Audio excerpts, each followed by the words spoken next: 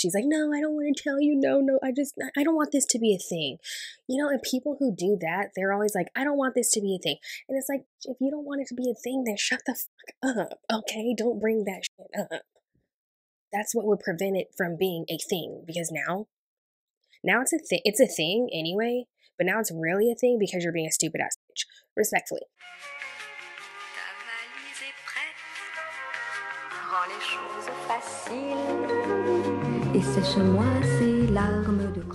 Hi everybody, welcome back to my channel and welcome to this week's recap of season 29 of The Bachelor. Let's get into this week's recap now. So this week, Grant comes in and says that there are going to be 2 one-on-one dates and then 1 group date. So whoever's name he doesn't call for the group date gets a one-on-one date, right? So he calls everybody's name except for Carolina and Beverly. It's their week for a one-on-one date. The group date is first, and so they arrive at like a bank, I think, if I remember correctly, and they're supposed to learn about finance. I don't know. There's something about like his like employment status that is kind of like up in the air in my mind. The language that he speaks when he talks about like I'm in finance, like I don't think that being a day trader is the same as being in finance. Do you know what I mean? Like, so I was just like, okay, this is like kind of awkward because I feel like his whole career is kind of like questionable, and that's no shade, no tea. I don't want to, be a part of that group of people that I feel like are kind of like trying to drag him down for some reason. Have you guys noticed that there's kind of like some Grant hate lately, and it's like, what did he do? I am more so questioning things in a healthy manner, right? So the girls change into like their best business attire. The girls get asked a series of questions. The questions have to do with like money, basically. So I remember one of the questions was like, when was the last time your credit card was declined? And then they say like never, or someone said college or whatever. And I guess whatever answer that the judge liked the most for some reason gets a Grant buck, which is like this like fake money with his face on it, right? One of the questions asked was, how much do you expect your engagement ring to be? Allie Joe, for instance, was like, oh, it doesn't matter, or something like that. And then some, they were naming their numbers. Like, I feel like a lot of the numbers were between like 10 and 20K or so, 50. And then I remember specifically Dina's. She said that it has to be 3 months of his salary plus her whole entire salary for the year. I was like, huh. And Grant kind of looked a little bit nervous too. He's like, did you guys notice that? Did you guys peep that like fake like nervous smile like that? It was like a fake nervous smile. And I was kind of like, oh girl, you are looking for a provider, which I am totally not mad at and which she's totally entitled to. But I was wondering, like, Grant, do you have 3 months salary plus her entire salary to spend on a ring? And I don't know what her salary is, but I would just, being that she's an attorney, I would just venture to guess she's making, let's just say, I mean, it ranges, right? But let's just say she's making a 6-figure. Let's just say, for the sake of math, she's making $100,000 a year. Let's just say that. And then plus 3 months of whatever his salary would be. Like, girl, you want like a $150,000 ring, which, to each their own. People are entitled to want whatever they want. I was like, oh, like, you want to wear a condo on your finger. Like I said, you're allowed to want whatever you want. I'm not shading her for that, but I was like, I don't know if this is going to be the guy for you, girl. That was just my intuition. So on the second part of this date, the girls, like, I think it was down to 2 girls or something. I forgot, but they get in like, like one of those machines. It's like, it looks like a telephone booth almost, and it's like blowing cash everywhere kind of. And whoever like was able to gather the most cash in that machine. I know it's a competition dating show. I get it. But it just I felt sad for them. I was like, wow, this is like so degrading. So Bailey ends up winning that challenge. They go home and then she has to choose. So she has these like Grant bucks. I don't know exactly. I think she said she had around like 12,500 Grant bucks. She gets delivered a menu where it says, okay, so for instance, like 5,000 Grant bucks Grant Bucks will get you like a t-shirt of his to sleep in. X amount will get you this. And so she chooses to spend her money on getting a t-shirt of his to sleep in, and then like a little one-on-one date with him, like dessert, getting dessert with him. So they chat for a little bit. He gives her his t-shirt. They have dessert, I guess, and then the date is over.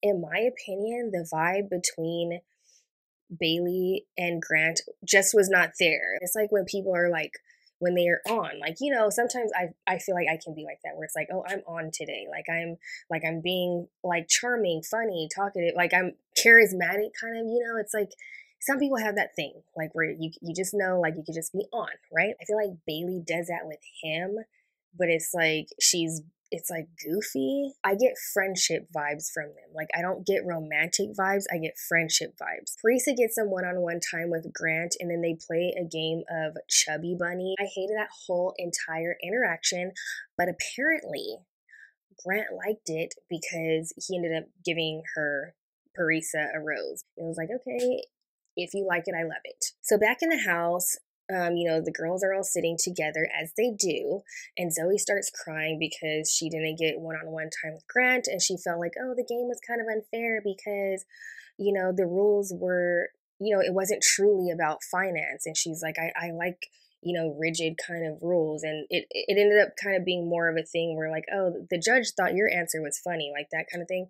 And so she starts crashing out, crying about how she didn't get one-on-one time. Zoe also expresses that she's kind of like, oh, sorry I didn't win because like I'm not like, you know, bubbly and funny like the other girls. I'm, you know, all being like Eeyore, like wah wah, I'm gonna go eat a can of worms. Serafina and Allie Jo start to get kind of annoyed by her, which is like understandable. Like I'm getting annoyed by her too. It's like, just take the L, regroup, and figure it out from there. So at that point, when like Serafina and Allie Jo are kind of like annoyed by her, kind of talking crap about Zoe, Serafina makes a comment saying like, oh my gosh, that's literally the shortest dress I've ever seen. At first, I was rooting for you, Serafina, and Allie Jo, like I'm on your side technically. Zoe's getting on my nerves, okay? But I didn't really like that comment. I don't see what the big deal is with wearing like a short dress. Like what the fuck? Like you guys are in like club kind of dresses, you're on a show, like it's okay to be sexy, there's a time and a place for everything. So Zoe then talks to Grant, tells him that like somebody said that like my dress is really short, but Zoe didn't specifically say that it was Serafina who said that. So then Juliana has a little one-on-one conversation, they talk about their dogs. So Grant gathers the girls to say his goodbyes for the night, and then he does address the issue with Serafina and Zoe without, you know, obviously calling out Serafina because he doesn't know that it's specifically her who made the comment about Zoe's short dress. So then he says his goodbyes, and when he leaves, Juliana actually calls out Zoe like, did you say something to Grant about this? Zoe feels ganged up on, and I do kind of get it, and she's just that girl in the group. I feel like there's always that girl in the group, whether it is in school or camp. Like I feel like this happens like at camp when you're like in middle school. It's very that, like there's always that, or else you know, when you go to college, there's always like that one roommate. You know what I mean? Like Zoe is that girl. So the next morning, everybody in the house is freaking crashing the out, and everybody's like sitting around hugging each other, crying because of what had happened the night before. It is like the most girl thing ever. I was kind of just like confused, like why the fuck is everybody crying like this? Like you act like somebody died. Alex, you know, the sweetheart that she is, she's not just crying, she's sobbing. Kind of like, oh, I try to talk to Zoe and make her feel included, but I don't know what to talk to her about. And like, I talk to her about the fact that she's in pageants. And it's like, what the fuck is happening? I saw somebody on Reddit say, did production remove all the SSRIs from the house or something? Like, what is happening? And it was very that. Okay, it's time for Carolina's one-on-one date, and so she pulls up and they board a private jet because they're going to Las Vegas. And I was like, oh my gosh, this is like totally my type of date. They board the private jet, they're on the plane, they do some like terrible like freestyle rap song. Carolina and Grant arrive in Vegas and they pull up to the stratosphere, and Grant tells Carolina that they are going to go to the top of the stratosphere and bungee jump off, okay? And that would be the second where I would literally get up and leave. I would leave the hotel. I would leave the Stratosphere. I would leave the Las Vegas Strip. I would leave the city of Las Vegas. I would go back to the house, pack my stuff, and leave and go home. When they showed the camera angles of like how far the jump was and everything, I was like, nope, nope, nope, nope, nope. I would self-eliminate. There's no way I wouldn't do it. And that kind of ruined the date for me. I was like, ooh, my anxiety is through the roof. So Grant jumps off first, and then Carolina jumps off, and then they both get to the bottom. They're like, let's go again. I could totally see, for those of you out there who are like thrill seekers, I get it. I could see how it could be exhilarating. You know, like when I was younger, I would go on roller coasters. I don't do that anymore now that I realize how valuable and fragile life is. Like, I literally will not go on like a crazy roller coaster. But like when I was like a teen and young adult, like you couldn't tell me, like I would go on anything and everything. And you know that feeling after you get off a super high roller coaster, you just feel like that adrenaline rush, like that dopamine or that serotonin or something, you know, one of those hormones. I get it, and I can see how you would feel that way, but it just couldn't be me. So that night they go to a dinner at Dre's, which is in the Cromwell Hotel, also on the Las Vegas Strip. It's like a kind of like, it's a nightclub, but it's like shut down just for them, and they enjoy a dinner outside. Before dinner, Carolina kind of says in her confessional, she's like, you know, there are some things that I want to open up to Grant about, some issues that I deal with. She ends up telling him, they have kind of like, you know, a heart to heart, and she ends up telling him that she is epileptic and she has to take daily medications to manage her seizures. I thought it was going to be something else, to be honest, but I could see how having like a medical condition like that would be a big deal, especially I think if you're like younger. And but then I'm like, who leaves somebody, like if I had a friend who had epilepsy, I'm not going to like abandon them. Maybe some other medical conditions. I'm just kidding. No, but seriously, it's like who does that, you know? But she said that she's had issues like with friends like leaving her or whatever because, or partners, because it's just too much for them to potentially have to deal with if she potentially has a seizure, right? And so they have a little heart to heart. She says that one thing that she likes about Grant is that, you know, he kind of stuck with his dad through his drug issues and everything, and it shows his loyalty. So yeah, they connect, they have a kiss, it's beautiful, it's magical, and that's the end of that date. So back at the house, Beverly ended up leaving early because they said that she was sick, and then I guess she had to go home because she was that sick. So I hope that she's like okay, because that sounds pretty serious. So because Beverly was supposed to have a one-on-one date and she went home, Serafina, Latia, and Dina all go on a group date to Vanderpump Dogs. Again, not my kind of date. And I hope that this wasn't going to be the one-on-one date for Beverly Hills. For Beverly, because that would suck. I love puppies, like I said, especially Chihuahuas. But it's like, seriously, I don't want to go on a date and like wash dogs and walk dogs. Like, no, that's not my kind of vibe. But you know, everybody was nice about it. Okay, you know, Dina helped like wash a dog and they connected, I guess.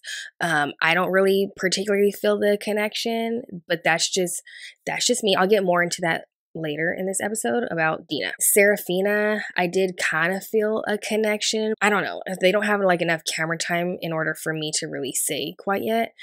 And Latia, I definitely feel a connection there. I will say that she is growing on me. Latia is growing on me, okay? Back at the house, Carolina is crashing the fuck out. I'm so utterly confused at these crash outs, right? Carolina is crashing out because she had the one-on-one date the day before, and she's like just totally upset that he's out on a group date with these three girls. Like, she's really genuinely upset like she's pissed off, she's upset. Like, to the point where she's questioning Grant. And it's like, girl, do you know where you are? It was giving that.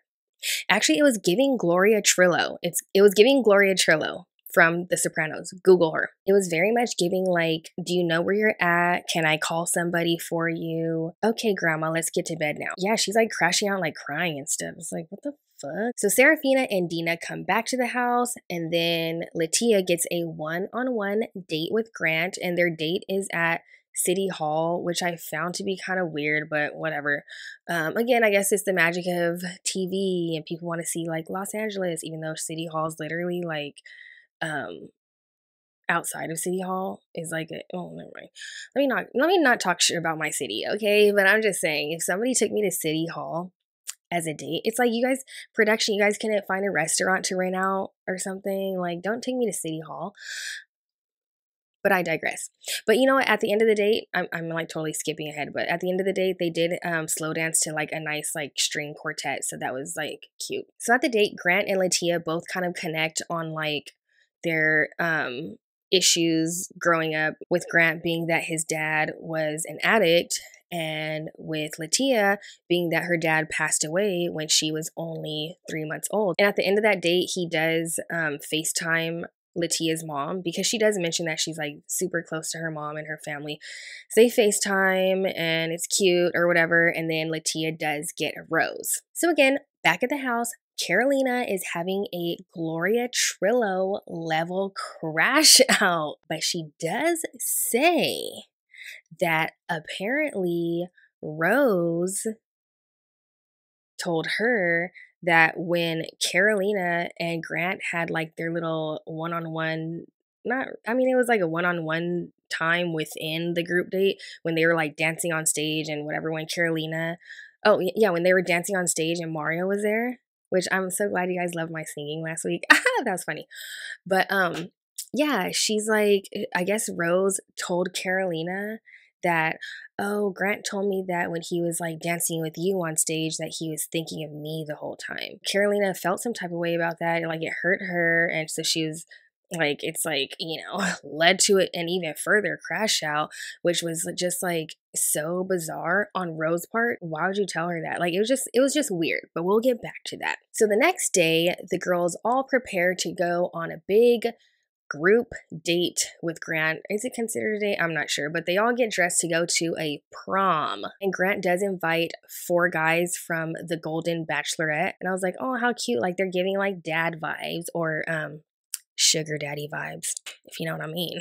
So they go to this little prom kind of thing, and then Dina does pull Grant to the side. I don't feel the connection and chemistry between them, and they did sit down, and she was kind of talking about her career. She is very like, you know, goal oriented, success driven, and I personally get the feeling that they don't connect, because I think that Dina might be like too successful or powerful for Grant. Like, I don't feel that romantic connection between them, unless, which I don't think she may or may not want this, unless I feel like she is going to be okay with like being the breadwinner and taking care of him. I just don't feel like they would like mesh in a certain way. Alex has a little bit of one-on-one time with Grant, and then Zoe pulls him, and then they like slow dance, and it's very awkward, very cringe in my opinion. I don't get her appeal. She's giving me something. Like, she kind of like,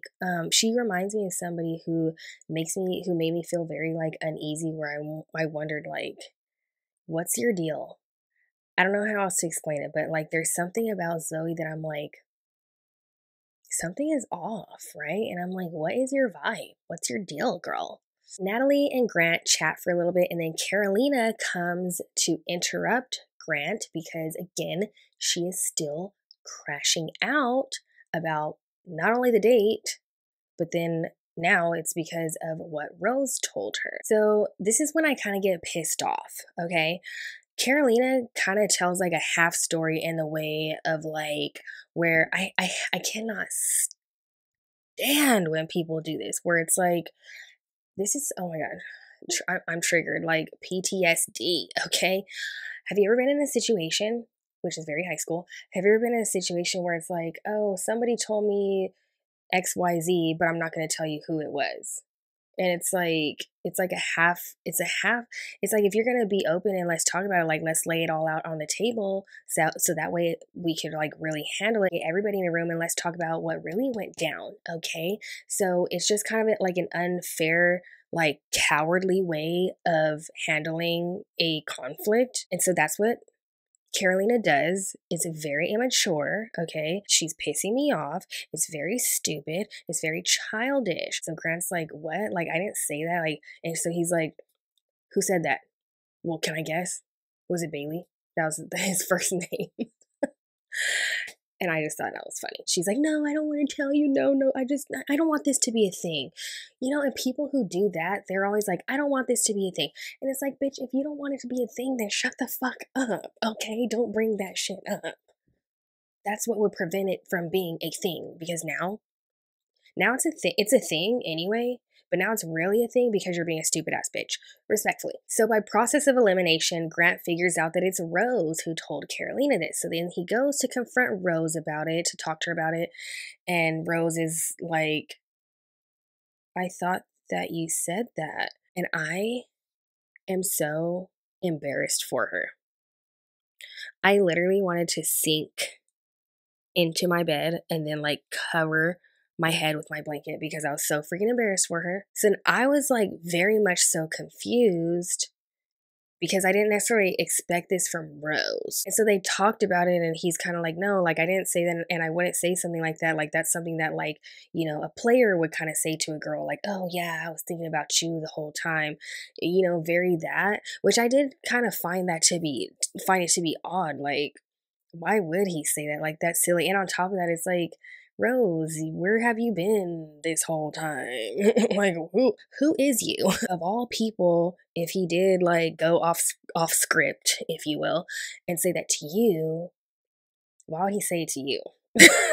But I had so many questions, okay? But Rose does say, like, you know, we were talking about it. We were having a private conversation in like on the floor of the bedroom. Like, I didn't expect Carolina to go off to Grant and say that, which was also kind of dumb too, because it's like, why would you say that to her in the first place? I just can't picture, unless you were like just literally trying to be a bitch.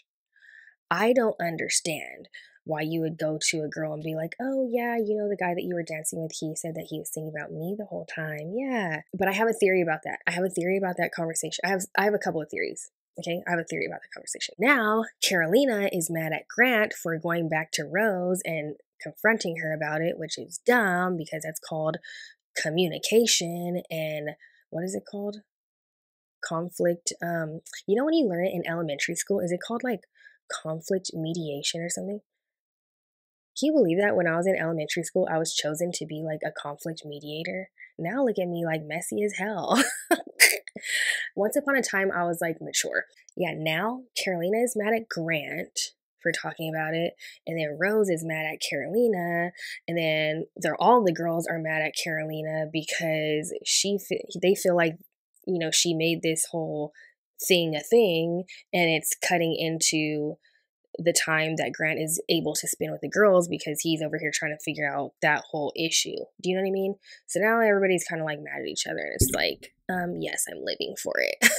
So at the end of the night, they do have the rose ceremony, and Allie Jo goes home, which I was kind of sad about, and I think mainly because I like her look. She gives me like early 90s like Yasmin Bleeth, or else like Kelly Kapowski. I don't know what the actress's real name is off the top. Tiffany Thiessen. Okay, she gives me very that, and I enjoyed her look.